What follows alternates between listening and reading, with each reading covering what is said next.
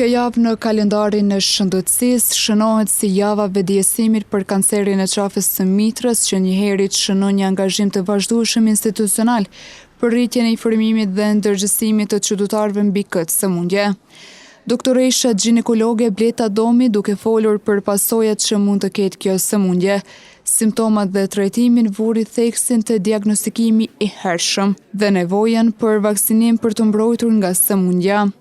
Kanceri i cerviksit është një ndër kanceret më të shpeshta të femrave, mas kancerit të gjinit, është kanceri i dytë, kurse prej kancereve gjinekologjike, 3/4 i përfshin kanceri i grykës së mitrës, domethënë kanceri i cerviksit, kurse 1/4 kanceret të tjera gjinekologjike.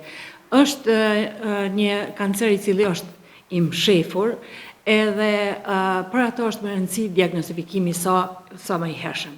Prej faktorëve që e shkaktojnë edhe ndihmojnë paraqitjen e kancerit të cerviksit ose të grykës mitrës, në radhë të parë është fillimi i marrëdhënieve seksuale në moshat e reja. Mandej partnerët e shumëfisht, mandej marrëdhëniet me partner i cili ka pas, për shembull femra të shumta, mandej lindjet e shumëfishta, sepse bëhen dëmtimet e grykës mitrës më shumë gjatë lindjeve, përdorimi i kontraceptivëve më shumë se 5 vjet. Ai ndikon gjithashtu, mandej ndikon duhanpirja, edhe infeksionet e shpeshta me sëmundjet transmisive seksuale, që është klamidia traumatis, me klamidje, domethënë mandej gonoreja, sifilisi e sëmundjet të ngjeshme. Mes tjerash, ginekologja Domi foli edhe për shenjat paralajmëruese të sëmundjes, duke theksuar se rastet e kancerit të qafës së mitrës janë në rritje dhe se informimi i hershëm është kyç për parandalimin dhe trajtim të suksesshëm. Shenjat e para të kancerit të cerviksit paraqiten shumë vonë, domethënë paraqiten pas 5-10 vjetëve të kancerit të cerviksit. Ato janë gjakderdhja e kontaktit, domethënë gjakderdhje mas marrëdhënieve ose përgjakje mas marrëdhënieve seksuale, gjakderdhje të pakta jo të lidhura me ciklin, edhe një sekret si uji i mishit. Kurse dhimbja paraqitet shumë vonë. Është një kancer i cili është shumë në rritje, incidenca është 10 në 100.000, mirë po në krahasim me sëmundjet tjera traktit ginekologjik, kjo është domethënë më e shpeshta mas kancerit të gjinit.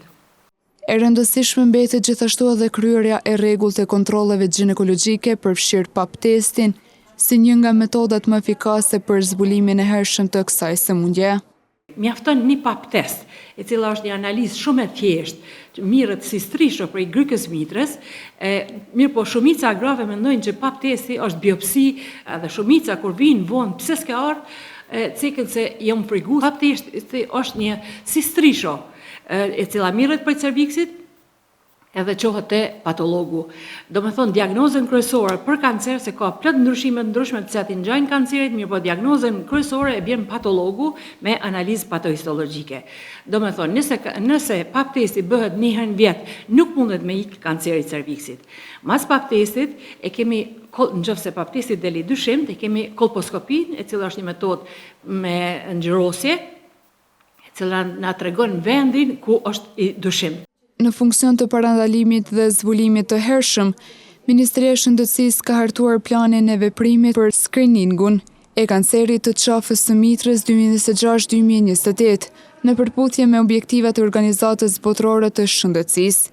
Skriningu i rregullt me pap test mbetet një nga mjetet më efektive për zbulimin e hershëm të ndryshimeve parakanceroze dhe uljen e vdekshmërisë, ndaj Ministria bën thirrje grave që të shfrytëzojnë shërbimet parandaluese dhe të kujdesen aktivisht për shëndetin e tyre.